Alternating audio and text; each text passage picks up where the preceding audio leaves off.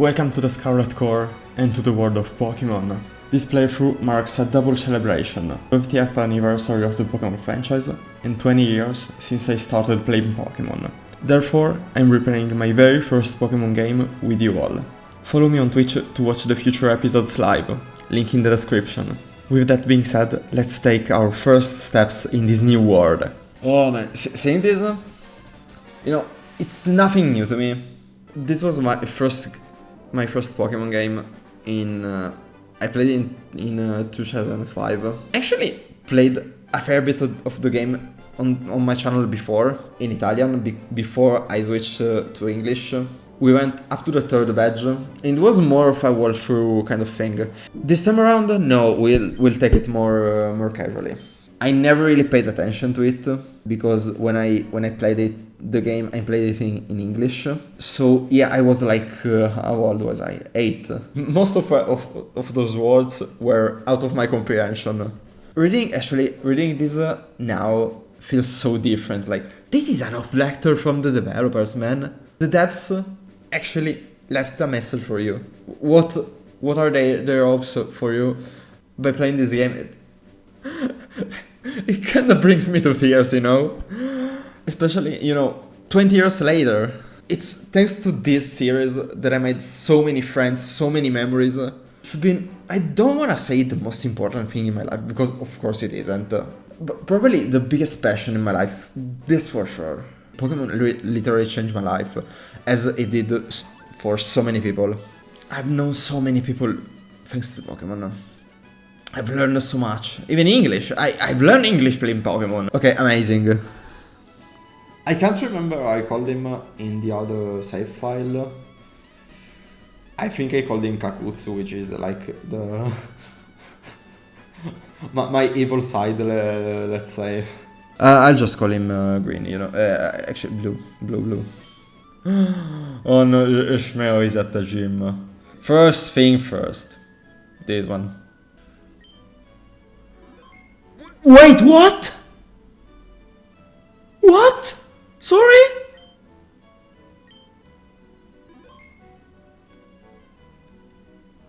I'm sorry. Like, I've never, ever seen a Pokemon game save this fast. Like, yeah, of course, not worth 20 euros for this, but it caught me off guard completely. I didn't expect that to happen, honestly. Yeah, technology is incredible. In 2026 you can play this game on Switch too, and save in like 1 second. Look at this. Not even 1 second. The time the text comes out and it's already saved. That's crazy. Wait, don't go out. Yeah, like the rest of the game is not sped up, of course. Okay.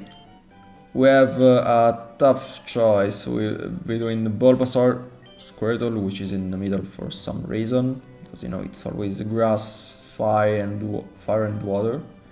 I never understood why Squirtle was in the middle. And Charmander. As I said, we'll use the same team I used on my other playthrough, so you already know pretty much half of the team I'm going to use. I think I called him Latugino in the other playthrough, which is like lettuce, tiny lettuce. I think I'll call it salad though. I never understand what this kind of thing is. Yeah, not even a 10-year-old kid knows it, of course. And we have our first rival battle. Jolly Nature, so it's like plus speed minus special attack, I think. But you know what, we don't really care, it's the main adventure, you'll never really bother with it. And this Charmander has a strikingly attack stat, and he gets a crit. Do I want to use the potion? Oh, and we are tied in speed. We could lose this one anyway. Depends if he attacks first or if I attack first. And if I attack first, I might not even knock him out. Of course he attacks first. So yeah, I wasted a potion and That's horrible luck. That's horrible luck. Oh, we didn't lose money. Our defense is not even that bad. I think. Like, it's 10, right? Yeah. It's not that bad. Our opponents just got really lucky with everything, pretty much. Also because if you win that battle, you actually get a level. So, I would be level 6 on this battle. But as you can see, we are not level 6. Just get a potion. I wish I had 2 right now, but unfortunately not. Yeah, let's just, you know, take the parcel, bring it home, and then I'll explore the city. It's so cool to relive all those memories. Oh, guess who's back? Back again. It's time to get our Pokédex, finally. The next part of the game is a bit stale, so let's just, you know, talk about the Pokémon Presents for a bit. The 30th anniversary set for the TCG is a bit weird, like it feels like celebrations again. Also, the Mew and Mewtwo are really weird.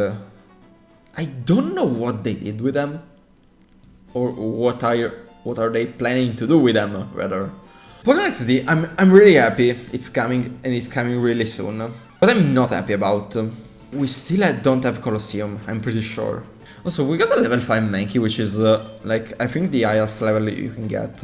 I think I'll call her Angie, because like, it's a real feminine name, and it's almost like angry. Alright, what's relaxed? I think I saw it recently while building my Pokemon for VGC. So I think it's something like minus speed plus special defense. Yeah, plus defense minus speed. Yeah, we are 2 for 2 for horrible natures. Yeah, I could go honestly. Are we ready for it? I don't know. Our rival has been so lucky with the... Then we had Pokopia. Interesting, cool stuff. I'm not so sure I like the fact that to power up the moves you have to hit, like, I think it's a temporary buff for what we've seen. I hope it's not. If it is, it's a huge issue. I thought it was level 7, oh my god. Are we screwed? So I'll just lower its defense as much as I can, because then I'm gonna switch in Bulbasaur and try to carry. It's not using. Of course, you'd crit. Yeah, let's just Leech Seed it and it's dealing some damage. A lot of damage actually. Am I using a potion right now? I am. I have 2. I could.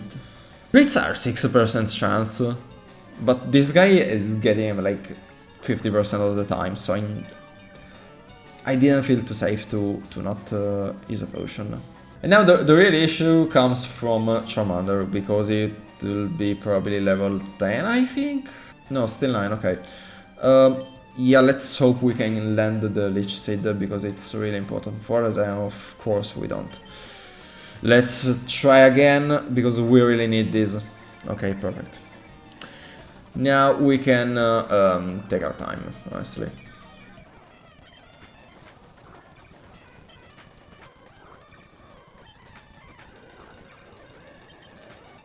Weird! I didn't quit. We actually won. While being under-leveled. That's crazy. Yeah, I said great and crazy together. But honestly, it's not that crazy, honestly. It's great. Just great. Oh, look. What a beautiful face I see on the water.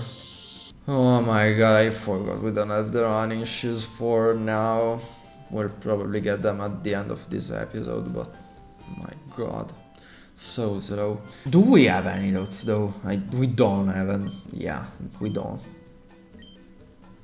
We can get one around here, but I think I mostly, you know, like run away from the widows. Level 8, people, and this is the antidote, or not.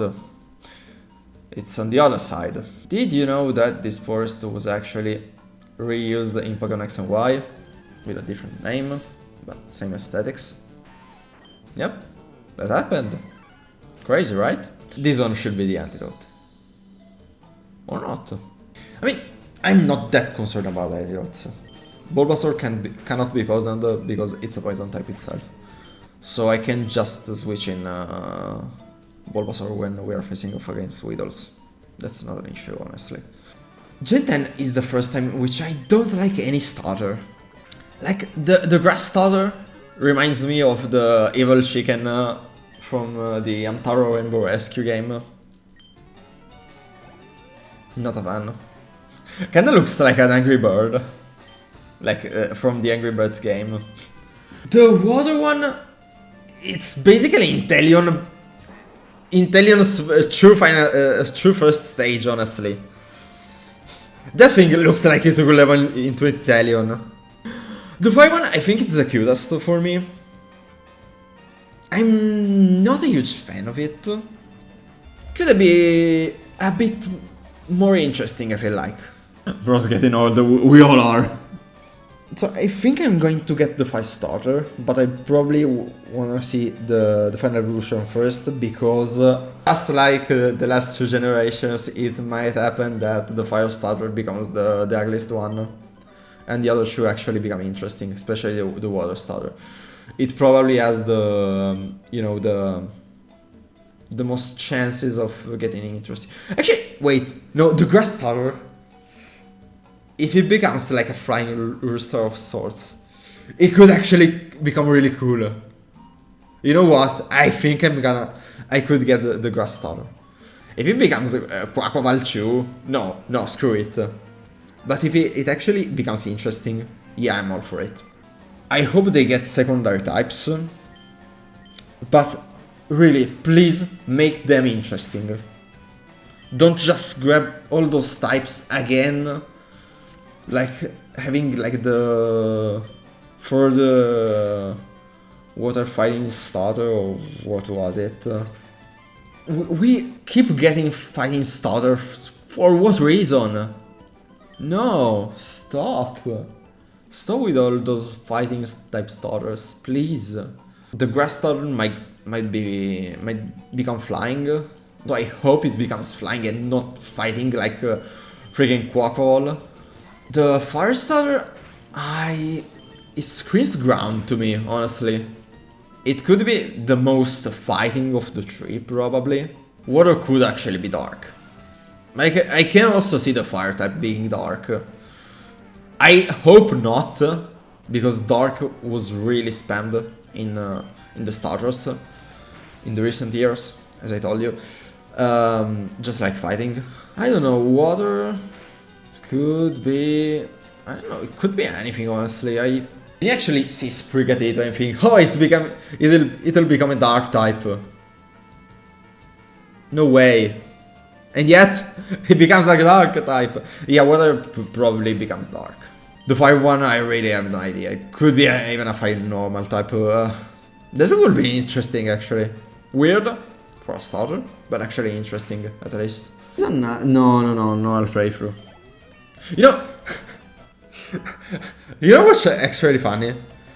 I got the same question at this point in the game when I actually played it in Italian a few months ago. It's so funny. No, it's not a Nuzlocke though. I'm just normally playing the game. That's a really funny coincidence though. About the dates, since some of you actually talk about the dates in the chat. I actually thought it came out earlier than usual, like in October, not even November.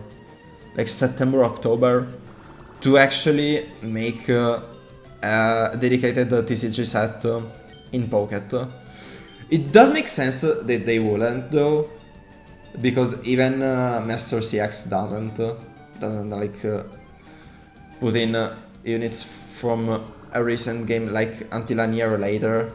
Just look at Sword and Shield coming out in late 2018 and The first Sword and Shield unit being Gloria, coming out in December 2020.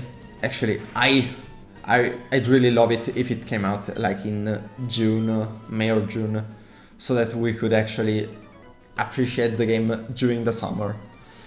It won't happen, of course. When GTA 6's launch date was announced, many people said, oh hey, they're doing it to mess up with Pokemon. What if that was actually the plan? Like, Pokemon perceived it this way, so they said, yeah, let's actually wait after GTA 6. I don't think this is the case either, though. I don't like the fact that we are moving to this, not to December, to 2027, because it would probably be after the 31st anniversary. And honestly, having the 10th generation in the 30th anniversary would have been perfect.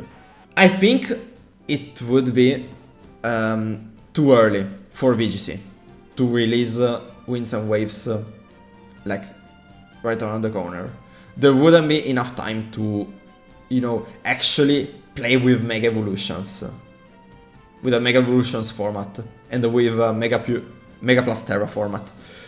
I think the other main issue with this is the TCG. We are playing with the Mega Evolution block. And the Mega Evolution block has currently 3 main sets, with the one coming out in March. I'm only counting the main sets. If Winds and Waves was to come out at the end of this year, Mega Evolutions block would be made up of 6 main sets. I still think it's too low. Why would you split up Scarlet and Violet into Mega Evolutions to just make like 5 or 6 sets? Makes no sense, right? So I think Winds and Waves will still launch in either winter or spring to, you know, allow the rotation to be in April, March or April, and with that also having the first main Winds and Waves set. By the way, we are breezing through this one and I didn't even realize. We didn't even get a point of damage, that's crazy. Not even that much, honestly. So I think it's mostly based on competitive play. I think to follow the TCG, they would still have to have it come out like in February to March. Also, we're having a worldwide release for the celebrative 30th anniversary set of the TCG. Changing the release date of Winds and Waves to allow it to... Of course, this is all speculation and I'm really bad at speculating. This could actually allow us to have worldwide releases on the TCG as well from now on, from the Winds and Waves block. We've been 3 months back for a long time, but the cards are already so early on, like they've already translated the cards from a lot of sets in advance. They could make worldwide releases. I really hope that's the case with Winds and Waves. You move it later on, oh, we can finally run, that's amazing. Will it happen? Hard to tell, but I really hope so at this point. About the sound type, yeah, I also thought that. I don't think so, because we have too many moves that are actually of a different type that really need to stay that type, despite being sound-based. And Bug Buzz is like the first offender on this. You're taking out the main bug type attacking move to make it sound type. It is true that fairy types had only like play rough we don't have a single physical sound type move, a sound based move at least. I don't think they'd give the moves the same treatment as Flame Press, honestly, because it'd be too complicated. Like, if they didn't do it in other generations for other moves, that's probably because it should stay like in really few moves for really specific reasons. I think if they wanted to add the sound type, they would have done it so long ago. Something like an Astral type should be the one of the best choices for a new type for me. What I'd love to see, honestly, is a new evolution, but again, we didn't have them for so long, and honestly, there hasn't been any huge Eevee marketing lately. Lana catching an Eevee, I'm pretty sure, in Sun and Moon. It's called Chloe, I think, in Italian. I can't remember in English. The daughter of the professor in Pokemon Journeys. She also got an Eevee, I'm pretty sure. In neither of those instances, we got an evolution in the next generation. Like, sure, I think Lana was for the Let's Go Eevee marketing. Are we not to really get poisoned in 2 hours of LeafGreen? That's crazy. That's crazy. Man, I'm getting all. My memory is garbage right now. It's amazing to get all. Yeah, I was talking about the evolutions. Yeah, I hope we get a new evolution. Diff. Oh my god. Oh my god. Seriously? Okay, so the Wi-Fi went down. That's amazing, of course. Right. I hope you're enjoying this. Stay tuned for the next episode of Pokémon LeafGreen on stream and on YouTube as well.